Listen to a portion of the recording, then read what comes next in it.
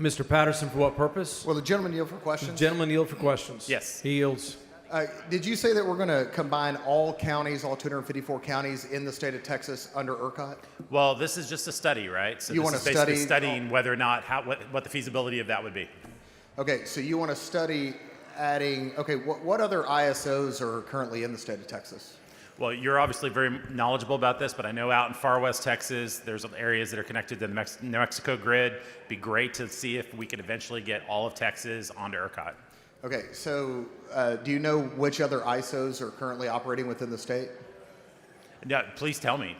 Okay, so we have MISO, which is in Deep East Texas, that goes all the way up to Mid-Continent ISO. It goes all the way up to Illinois. Do you know if those users, if they were to come into ERCOT, if the stranded debt for the power plants that they're currently paying off through their utility bills would be included in debt and cause your customers that you represent in Wise County and Denton County to pay for that debt? That's what we need to study. We need to understand all We need to those study that implications. Yes, And sir. why do we need to study that? Well, because I think that having a Texas that is basically unified under ERCOT gives us significant more state sovereignty. Anything that makes Texas more sovereign is what I'm here to fight for. And so would this add more wind power to the ERCOT grid if we bring in the Panhandle into ERCOT?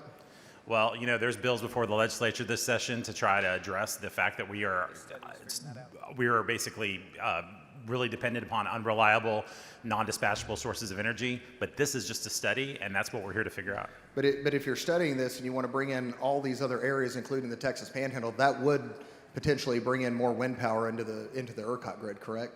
Well, it sounds like you're an expert on it, but that's one of the things we need to figure out. So is it your opinion that you want to invite or potentially invite federal regulation into the ERCOT grid?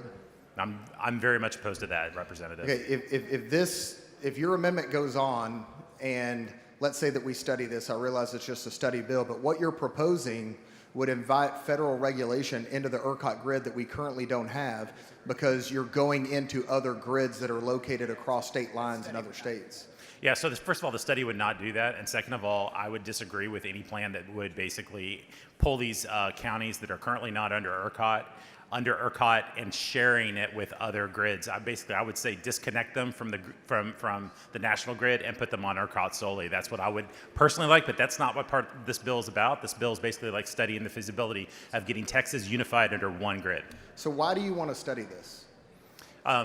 This is a state sovereignty issue, Representative. Like this is the focus of the Republican Party of Texas to make sure that we have a grid that is under Texas control and not under the thumb of Washington, D.C. The focus of the Republican Party of Texas is to study bringing more wind power onto the ERCOT grid? Well, I think you're reframing this issue in a way that you would prefer, but that's not at all what I'm proposing. But that's what would happen if we try to bring in the Panhandle into ERCOT. Let me ask you about El Paso Electric. El Paso Electric is currently not in ERCOT, is it? Not to my knowledge. No, it's not. And so you want to bring El Paso Electric into the ERCOT grid, right? Only under ERCOT, not under. But you're saying this is what I want. This is what the study is. Well, you're asking to study these issues, so you obviously have a reason to want to study this issue. You're obviously passionate about amending this bill and to bring in these other areas potentially into ERCOT. Have you studied this issue yourself to know what the ramifications would be, or are you just expecting the state to pick up the tab? Okay. Would this, would adding your language to bring in, would that increase our cost for the state to have to pick up the cost of adding this additional study into it to bring in these other ISOs into ERCOT? You know, I'm not aware of any fees or costs associated with that. There's no fiscal note on your amendment that you're aware of? Not that I'm aware of. Okay, thank you.